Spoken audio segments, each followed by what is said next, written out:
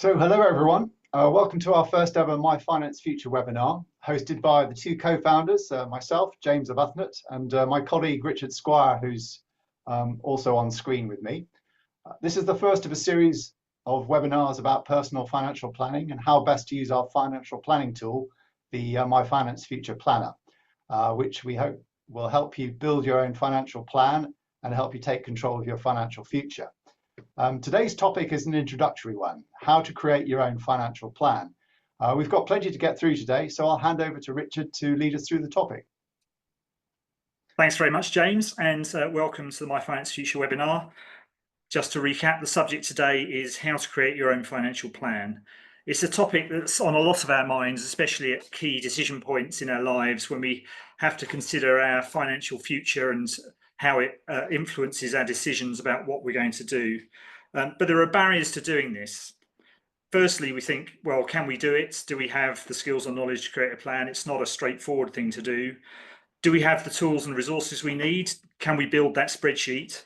And where do we start? How do we get started with this process, which can be daunting when we think about how to get underway.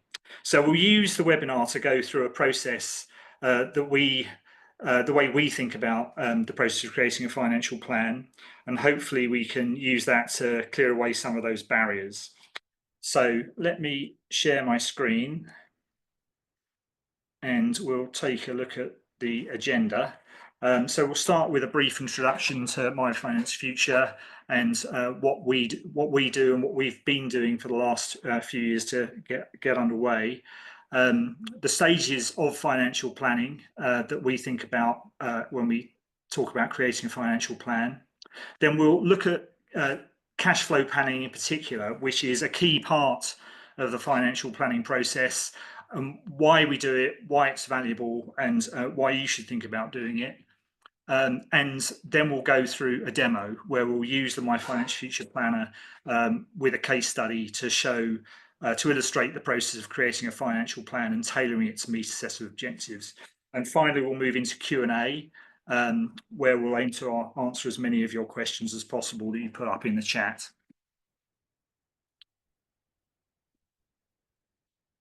So a little bit about My Finance Future. So first, our most important driving principle is that we believe financial planning should be for everyone and not just those who have access to a financial advisor or use a financial advisor to create financial plans and do investment for them. So we're looking to extend the reach of financial planning, and in this end, we've created the My Finance Future Planner, which is a financial planning tool that we are making available direct to consumers, so it can be hopefully more widely available, and importantly offer people more control over the planning process and more ability to own their own plan over their lifetime. However, we recognise there are some people who, whilst there are some people who are financially confident and have the wherewithal to go through the planning process unsupported, given a financial planning tool, there are others who may find the task a bit more daunting. So with that in mind, we have started working with financial coaches and planners to aim to broaden access to the planning tool and hopefully make it more widely accessible so that people have support in creating their financial plans. So how do we think about financial planning, and what are the stages? Well, we think about it as a 5-stage process, where stage 0 is really not really about planning, but it's more about just establishing a firm basis to allow you to create a plan, and you've got a solid financial situation. Then you've got 4 stages. The first one is to create a plan, an initial plan, quickly, so that you have an idea of where you stand and where you're starting from. Then there's a step to tailor your plan so that it meets your objectives, and you can adjust your financial decisions so that your objectives are better met, or adjust your objectives to make them more realistic.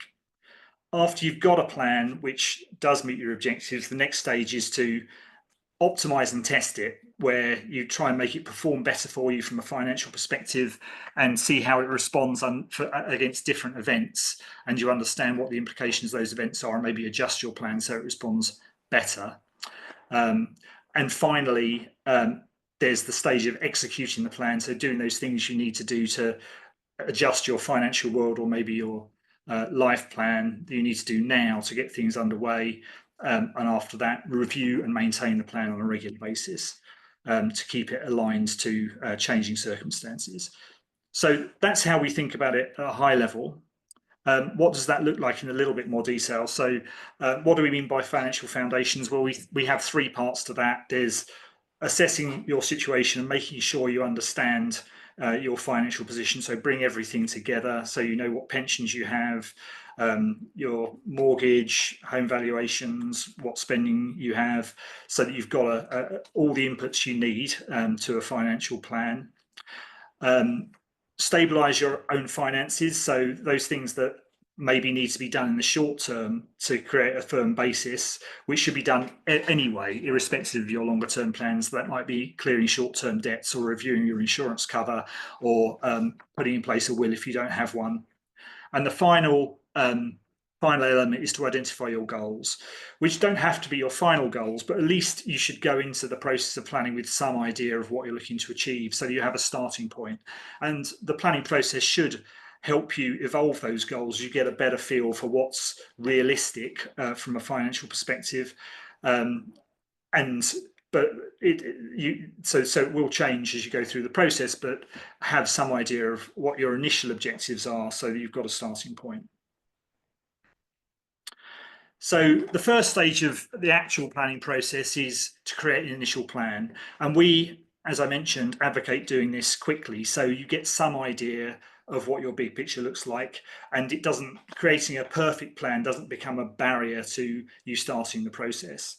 And so we think about this as taking your current finances and your current assumptions about the future, whether that be when you expect to retire, or what your lifestyle you expect in retirement, what life expectancy you think you're going to have, those types of things, what your current views are, and combine those with your current finances to create an initial projection.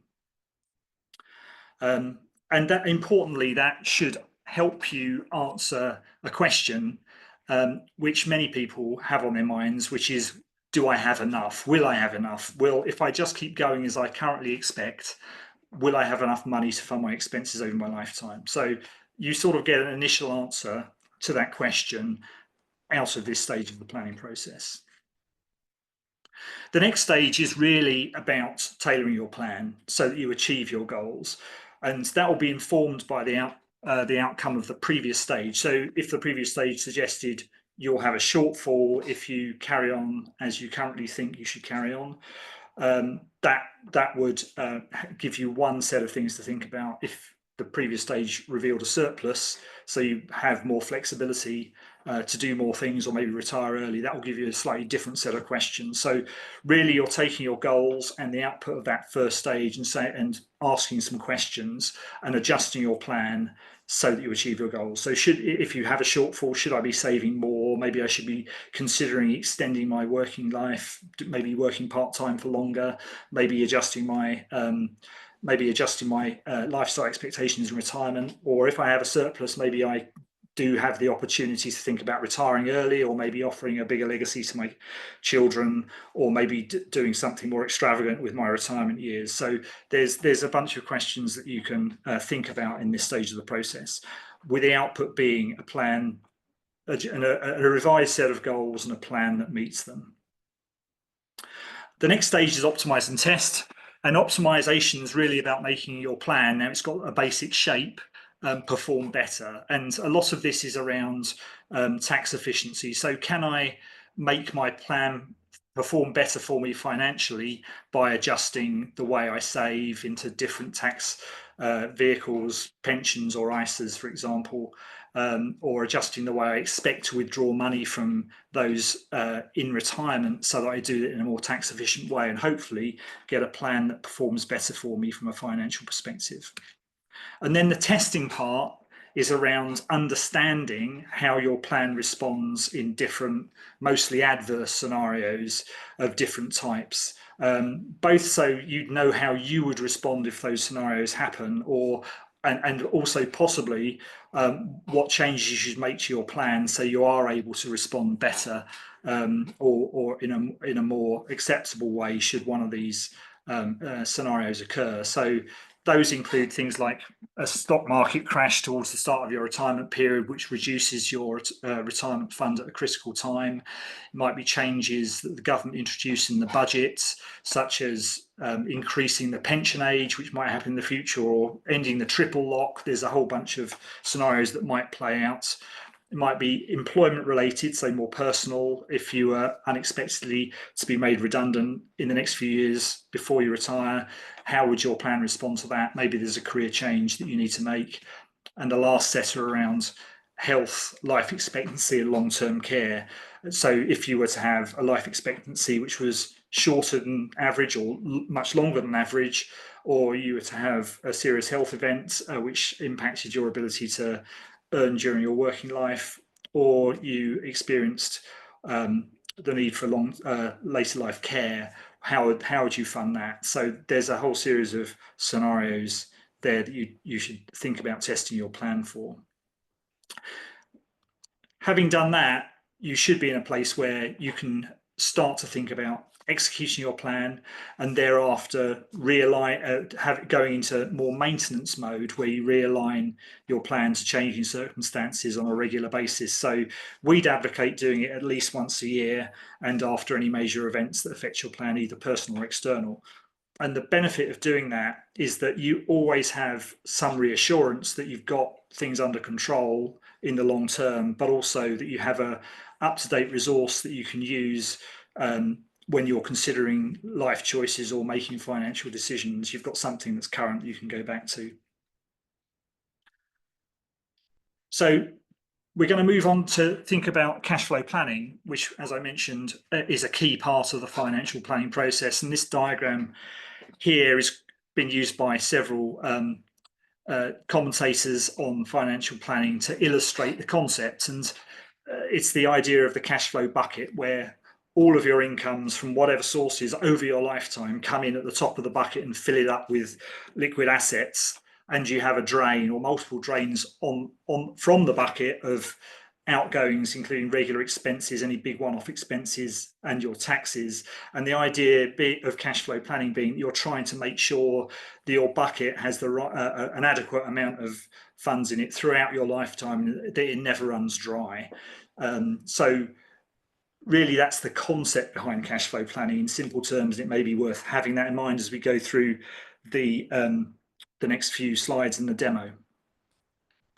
So what does the cash flow plan look like? Well, simply, it looks like a chart showing how your expenses are funded through your lifetime. So here is a simple illustration which shows that your expenses are funded up to retirement, typically from earnings, and thereafter from a combination of any pension incomes plus withdrawals from savings and investments. And at the end of the plan, or sometimes earlier, you may find that if you don't have enough income or savings to fund your expenses, you'll end up with an empty bucket and a shortfall that needs to be addressed by some adjustments in spending or earnings or some other way.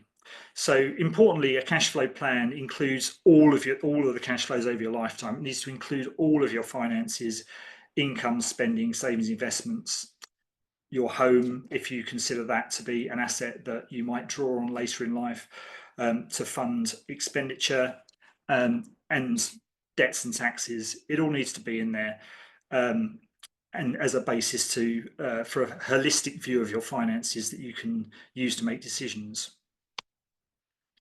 So how can you use a cash flow plan?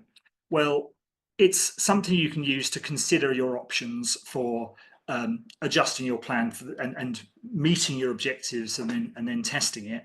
And importantly, at the early stage, it can be about trying different options for addressing a shortfall in the plan, as we show here. And the important thing to realise is there's a range of options. It's not a disaster if the first version of your plan has a shortfall. You just need to think about how you might address it. And there's a range of options that you can consider. So, for example, you may consider, in this case, reducing your current expenses and therefore saving more for your retirement. And we haven't done that in this diagram, but it's certainly something to consider and something that can be challenging given that cutting expenses in the short term can be difficult. Another option is to consider a downsize or releasing home equity at the end of the plan to address the shortfall. Again, we haven't done that here. In this case, we've looked at lowering expenses in retirement, and that can be achievable because spending patterns change. You have more time to shop around. You don't have regular travel expenses, and as in later on in retirement, in particular, activity levels typically go down. You end up spending less. So one option is to reduce your spending expectations in retirement rather than expecting them to just carry on at the same level through your life. Another option is to think about your transition to retirement, not necessarily just retiring later. Maybe you can have a phased approach where you could even retire from full-time work slightly earlier and then reduce your working hours, maybe go part-time 3 days a week, and extend that both to ease the transition into retirement, remain active, remain engaged in the workplace, and help fund the shortfall you initially found. And the last one we'll consider here is look at more efficient ways to have your retirement income so that you may be able to pay less tax. And there are a variety of options for that. And in this case, on this diagram, the combination of those things has helped address the shortfall. So we're about to move into the demo, and what we're going to demonstrate is 2 stages in the planning process: the initial creation of the plan, stage 1, and then tailoring it to meet some specific objectives, pretty much in line with the cash flow chart we've just looked at. And to do that, we're going to use a retirement planning case study for Tom and Barbara. Tom and Barbara are in their late 40s, early 50s, with 2 children in the late teens. They've got a home worth £500,000, which has a small mortgage left, 6 years left to repay, and they've accumulated financial assets of over their working lives of just over £500,000, including much of that in a DC pension fund, a defined contribution pension fund with Tom's workplace and Barbara's as well. Barbara has a small defined benefit pension from a previous employer. They have gross incomes of £65,000 for Tom, who's working full-time, £40,000 for Barbara, who's working 4 days a week, and annual expenses of £65,000. They're currently intending to retire when Tom reaches 60, when Barbara will be 56. So we'll see how that scenario works out in the MyFinanceFuture Planner, where we'll go now. So this is the homepage of MyFinanceFuture website, and we'll launch the planner. We're already logged in as Tom, so we can go straight to his dashboard, which you can see here, which shows all of the plans he's created in the past. But to show the process of creating a plan, we will start a new plan, and we can do that in one of 2 ways. So we can either do that in quick mode, which allows us to create a plan very quickly, just in 5 minutes to get started, or we can go straight into a much more comprehensive full mode, which will take some more time, but would end up with a more comprehensive plan. We advocate going quickly to get to an initial plan, because going through that process gets you some feedback quickly and gets you started and seeing the results.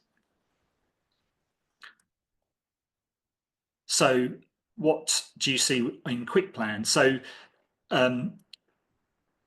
this shows you what information you need to add, and as you can see, there's not a huge amount that you need to enter to get started. Just a few details about your family, your current assets, including homes, other property, your savings and investments, your income and your spending, and any expected future pension incomes. And all the rest of the information that you need to create a plan, the Quick Plan feature will default for you, so you don't need to enter it and you just get through this process quickly.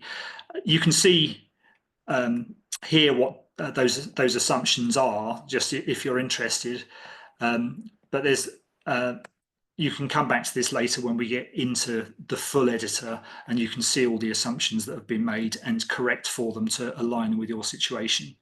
So that's the process. That's the process you go through to get started with a Quick Plan. Rather than spend the time entering all the data, in the interest of time, I'll bring up one I prepared earlier. So this is, I'll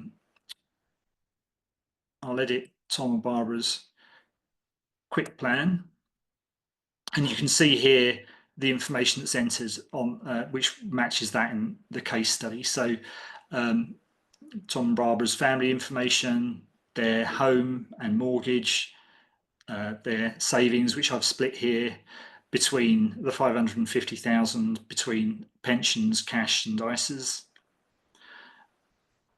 their earnings and expected retirement dates, and their spending, and Barbara's small DB pension. So that's all the information, and so we can see what happens when we run that plan. So what you can see here is the results screen, and central to it is this chart, which is essentially the same chart that we were looking at on the slides earlier, where the green areas here are where Tom and Barbara's expenses are being funded from income. So before retirement, that's employment income, and after retirement, it's a combination of Barbara's defined benefit pension and the state pension that they qualify for. And in the blue, that's their withdrawals from savings and investments, including both the pensions and their ISAs. And you can see that there is a shortfall. So this red area, I'll just hover over that bar there. You can see that they have a shortfall which runs through from when Tom's 79 through to the end of the plan. So above the chart, there's a summary which shows where they stand. So they've got a shortfall of 364,000. There are also some KPIs, some summary information up at the top, which summarizes the financial information in the plan, shows we've got a shortfall of 364,000, and that shortfall lasts 15 years. That's what we've got out of Quick Plan. It gives them an initial idea of where they stand, and they've obviously got a shortfall they need to address. Before going on to experiment with different ways of fixing that shortfall, we'll look at how they might adjust the plan to align it to their actual situation rather than just the defaults that have been set by the Quick Plan process. So we'll edit the plan, and this time we'll edit it in full mode, which will convert the Quick Plan into something we can edit in more detail. So we have this pop-up which tells us that it's a Quick Plan. There are some Quick Plan defaults in there. Each of them is marked in yellow, and we should either accept them as being reflecting our actual situation, or update them to reflect what the reality is. So I'll accept that, and then we'll look at the full planner. So you can see that down the left here we have a number of sections which split the detailed information into various categories, and we start here with a question about what our main planning, what our main reason for planning, what's the big question we want to answer. And for now, we'll just accept that we're going to answer the question when I can retire, because that's the one Tom's most interested in, and that's where by picking that question we'll get feedback on that point when we get to the results screen later. So just to look at some of the defaults, in the first section on my family, we've made some assumptions about life expectancy. You may want to adjust that. So the assumption made is you'll have average life expectancy with a 50% chance of living beyond that. For prudence, you might choose to plan for longer, so you're covered for a longer period. But for now, we'll leave it as it stands. In assets and debts, you can see we've got their home here and their mortgage here, and there have been assumptions made about the annual price growth of the home and the mortgage rate we're paying, which we may need to correct if it's not the same as what we actually have. In earnings and pensions, we've got Tom's employments here, and there's an assumption made about him contributing into a workplace pension, and those rates, whilst those are typical rates defaulted based on the auto enrolment policy of the government, that's not going to be the true for everybody, so we'll need to update those. If I look at Barbara, she has similar assumptions which we'll need to update. And going into Barbara's pension rights, we've assumed her DB pension, which you can see here, and which we've assumed some growth rates in the partner pension, which we may need to correct if that's not reflective of reality. And as she's retiring early, we've assumed that she's not going to get her full state pension. She'd need to work a few more years to get that, so there's a slightly lower rate here which we may need to override. In savings and investments, the cash accounts have come through and we can add more, and in fact we likely need to split these between Tom and Barbara, given the quick plans assumed they're all in Tom's name, so we need to go and split those out. We have the ability to change the withdrawal strategy and the contribution strategy for saving into investments or withdrawing from them in retirement. Here we've got the crystallization of their pensions and how we would expect to take the pension income. And finally, we've got their savings returns and what they expect to get depending on how the savings are invested, which we can override. We've assumed a standard rate here, which if it doesn't reflect the way the money is invested, we may need to change. In other incomes, child benefits been brought in based on the ages of their children, and if they have other incomes like annuities or other benefits or say maintenance or something like that, you could add them in here. In expenses, based on the data entered into the quick plan, there are two stages in core expenses. There's one for their working life and one for retirement. And at the moment they're at the same level, but we can change those later if we want to, or maybe even add additional phases. There's space to add event-driven expenses, so things like education costs or future family events or big one-off expenses, if we know we've got those out there. And finally, there's a page where you can look at the detailed assumptions, which might include things like inflation rates, interest rates, the tax regime, and things like that you can override if you want to, which comes into its own when we look at the later stages of testing the plan for different economic scenarios. So we won't look at that now, but we may do maybe something we focus in more on a future webinar. So that's the shape of the planner. I won't go through and override everything to align it to Tom and Barbara's actual situation. I'll just do one just to show the process. So Tom in reality has higher pension contributions than the quick plans assume, so I'm going to change those to 8%, and in fact they're based on pensionable earnings, which is quite a a subtle concept, but if you're not sure, and this is true for most of the fields in the planner, if you're not sure about something, you can press on the help text and it will give you an explanation, and you may need to go and ask your employer, in this case, how the pension scheme's set up and whether it's based on pensionable earnings or qualifying earnings. So, but this gives you a bit more information in the help text, so you can ask the right questions. In Tom's case, it's pensionable earnings, so I'll make that change, and then I'll save, and it's telling me here that I can either accept all the other defaults, having just changed those three things, accept all the other defaults as reflecting my current situation, or keep them for later if I haven't yet had a chance to check them. So I've checked them, so I'll update that, and as you can see, the earnings and pensions section has now been ticked in green to show that we've reviewed it, updated it to our current situation, so that you can keep track of where you stand in the process. I won't go through and update the other things, but I'll look at one I prepared earlier. So this plan has that, and as you can see, all the sections now in green. I've been through and corrected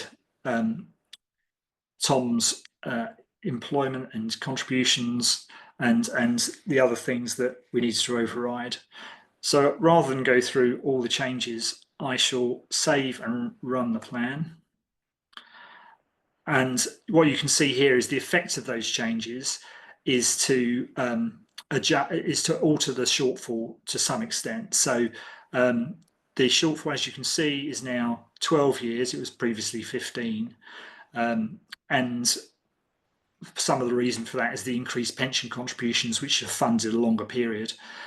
However, the overall shortfall has actually gone up from 364 to 367,000, just a small increase. And the main reason for that, which you would see if you compared the plan, is that Tom's life expectancy, we've updated the defaults, and because male life expectancy is lower than average, there's a longer period at the end of the plan where Barbara's funding expenses from her state pension and small DB pension. So there's some more money that's needed at the end of the plan. So now what we can do is think about how we could address the shortfall. So if we think about the things that we did in that example in the presentation, the first one was to think about our retirement expenses. So maybe if we looked at reducing retirement expenses at the latter part of retirement to reflect the fact that activity levels go down and we need less money to fund our lifestyle, that may help. So let's start by editing the plan, going to our expenses, and adding an extra phase of core expenses to cover the latter period of retirement. So what I'm going to do is I'll shorten the period that we're at this level of expenses down to age 75, and then add another phase of expenses from age 75 through to the end of the plan, and make that 55,000 rather than 65,000. So not that a dramatic change. Let's see the effect of that. Okay, so as you see, that's had some effect, and the shortfall's reduced, and we're now down to a 7-year shortfall. You can see the step down in expenses that happens at age 75, and in fact you can probably see it better if I tweak a couple of the view controls on the chart. So if we view that in current pounds, so 2025 pounds rather than future pounds, by default the chart shows all the amounts including inflation. We can see the step down, and if I also add an extra line that just shows Tom and Barbara's actual expenses, you can see the step down more clearly. The amounts above that line, and we'll come back to this later, are the tax they're paying. So which is why things vary quite so much. It's quite a useful thing to see how the amount of tax they're paying varies over their life, and it's a good way to think about how you optimize the plan from a tax perspective. So that's the first thing. We've made some progress by reducing retirement expenses. The second thing we'll look at is their transition to retirement, and maybe allow Tom to work a bit longer, Tom and Barbara to work a bit longer into their retirement, but part-time. So Tom's quite keen on the idea of retiring from full-time work when he pays off his mortgage when he's 58 here in 2030, but then maybe working part-time for a few years to help transition to retirement. So let's see what the effect of that might be. So I'll edit the plan. I'll go into earnings and pensions. And for Tom, we'll end his full-time employment a bit earlier. So it aligns to his when he pays off his mortgage. And we will add a future employment down here for his part-time work thereafter. So we'll run the part-time work for a couple of years beyond his current expected retirement date. Assume a step down in earnings. Tom works for an employer that will allow him, will carry on contributing to his pension scheme at the same rate if he goes part-time. So we'll add that in as well. So he'll carry on paying to his pension at 8%, as will his employer. For Barbara, she'd like to move part-time to 3 days a week at the same time Tom does, so they can enjoy their semi-retirement together and then fully retire at the same time as Tom. So we'll set that up here. So we'll go to 2 years earlier for Barbara's 4 days a week and add an extra employment here.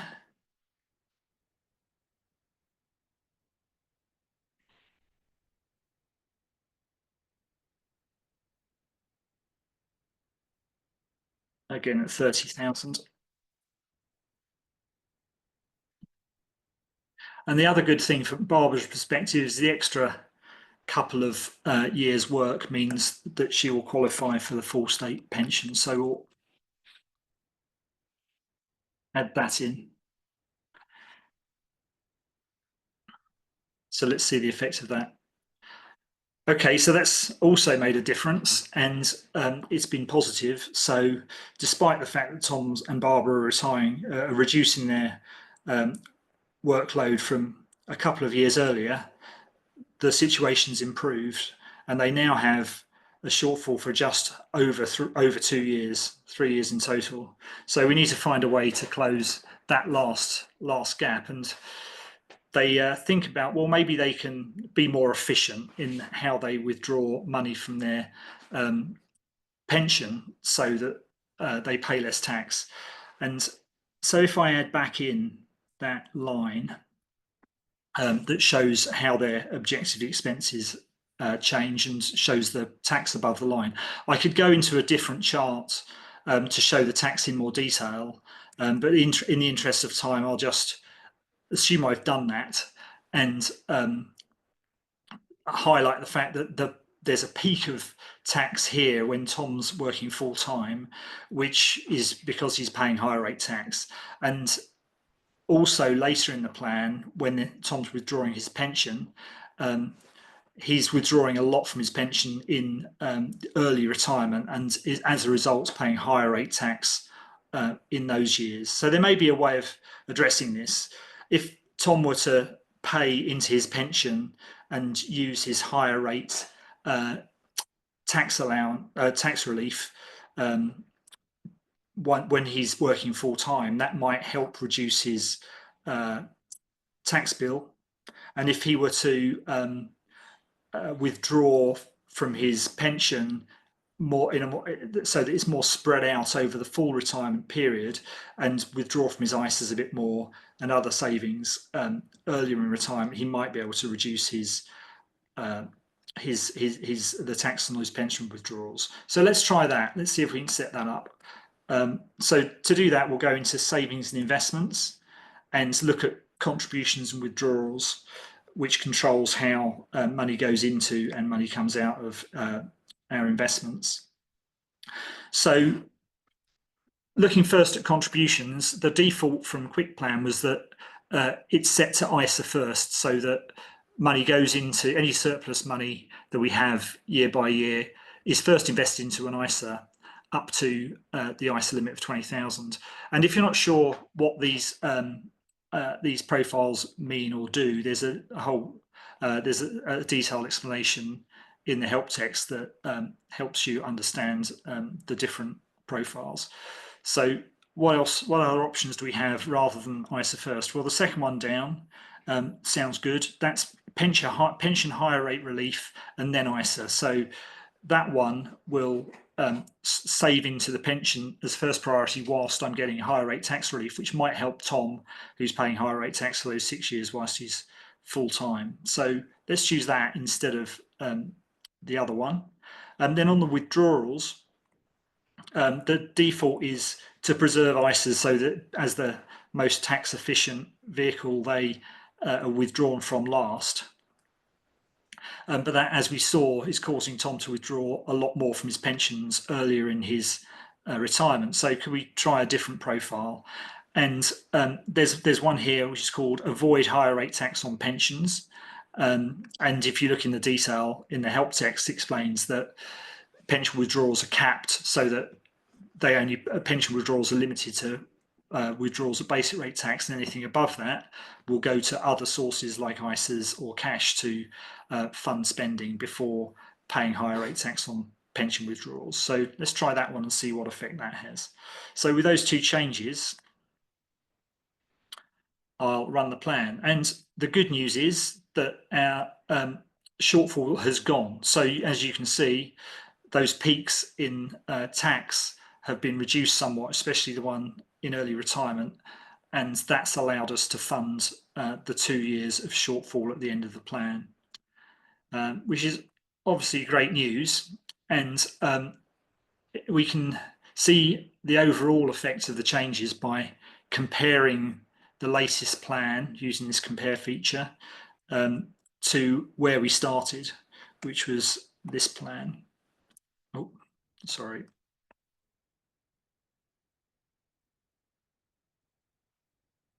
This plan, and we can view that on full screen. And so this shows you the changes that have been made over the course of the demo and how they've affected the plan. You can compare in detail by hovering over the columns here and seeing what changes have been made each year, and there are options on the charts to do this in even more detail. So that's obviously great news from Tom and Barbara's perspective. They've got a better idea of how they're going to fund their retirement. They've made some decisions about their transition into retirement, and they've got a plan that at least going into the later stage of optimizing and testing appears to work. So we'll go back to the results. So actually, Richard, before you jump off there, Ian's asked a question on the chat, which might be worth trying to answer now, which is that when the shortfall was removed, the plan showed a jump in withdrawals in the last couple of years. Is there Yes, that's a very good question, and that's something that is almost the other side of the coin from spreading your pension withdrawals over the course of your life. We could look at this in more detail. Do you want to come back to that? And I did this earlier, and the reason is because you're delaying your pension withdrawals until later, you end up paying additional rate tax on your last few pension withdrawals at the end of your life under this projection. So it swings and roundabouts. Overall, this approach is more effective, and you can sort of get into much more detail.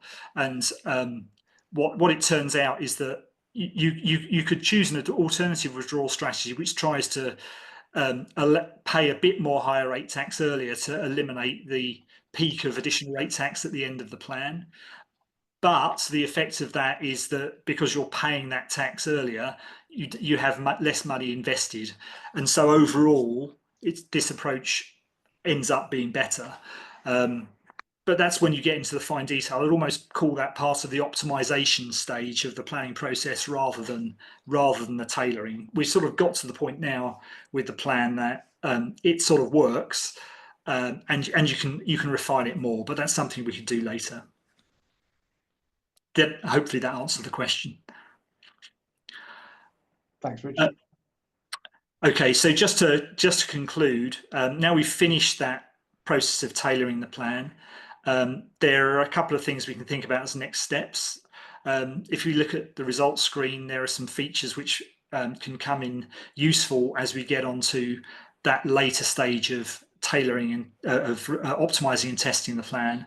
There are these KPIs at the top which offer quite good summaries of the overall performance of the plan. So plan value tells you the combination of how much you're able to spend over the course of the plan plus the legacy.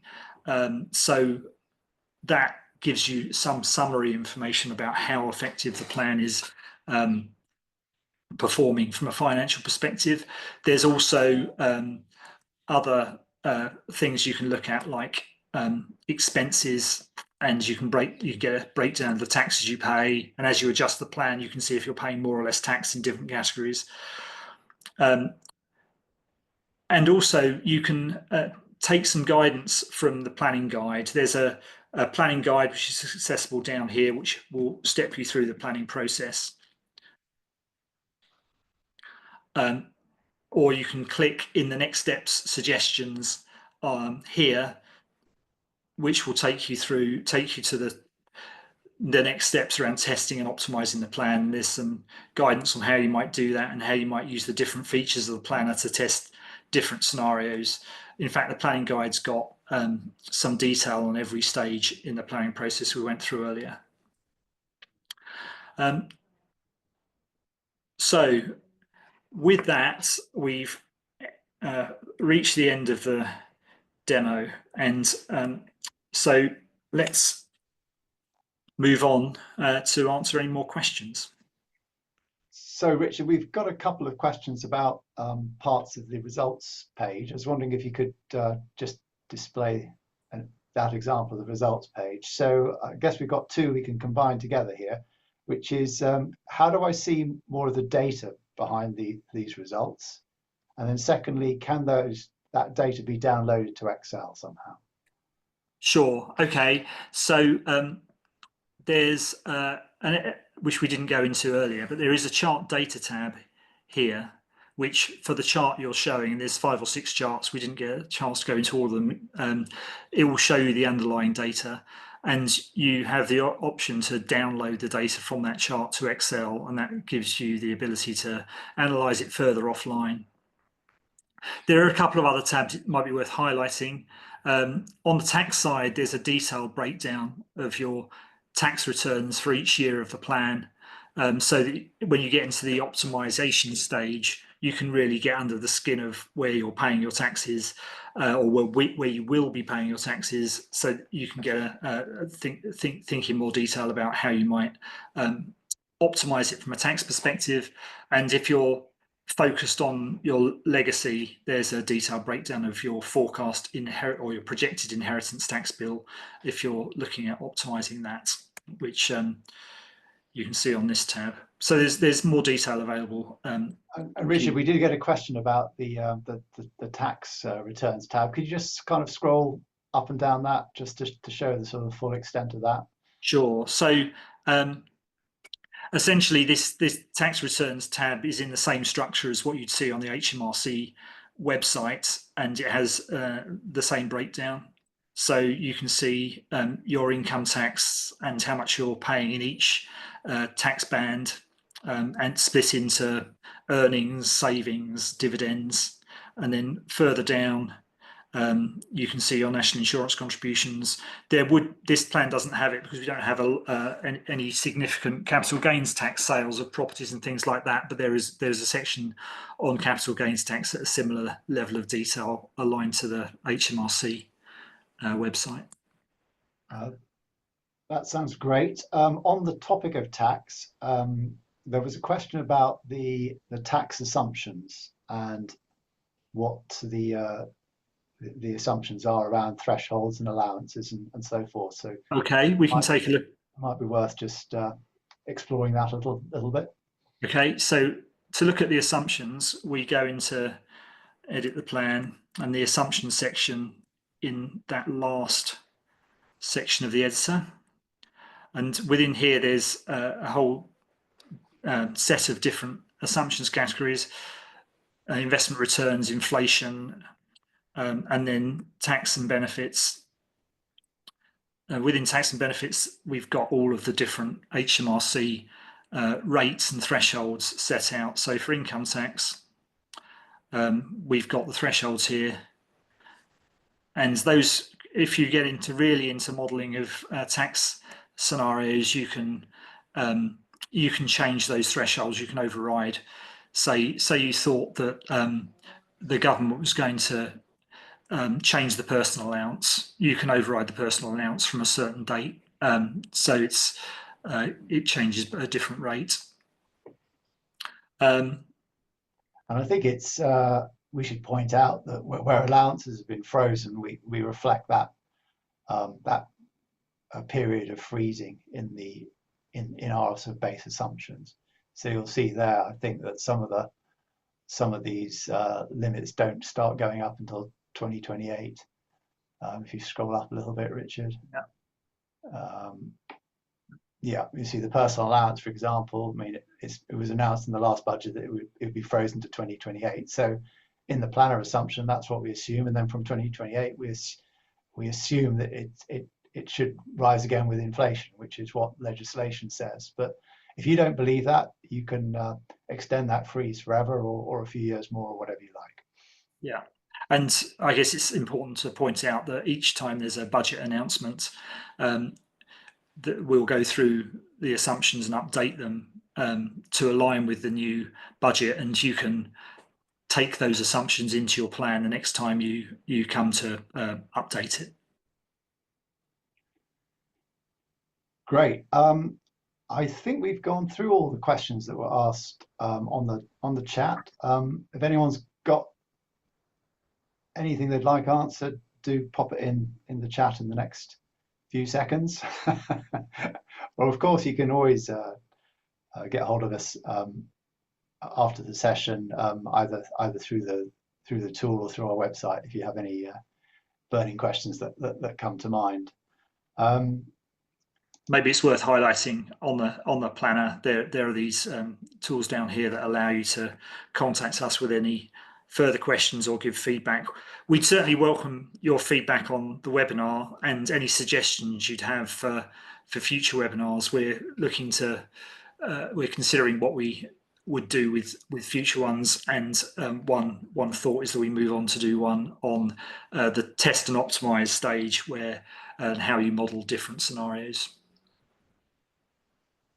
So I don't see any further questions on the web chat, and we're more or less a few minutes away from the hour. So let's draw this to a close. So thanks very much for joining us today. We hope you've taken some useful ideas out of the session that you can apply to your own plans.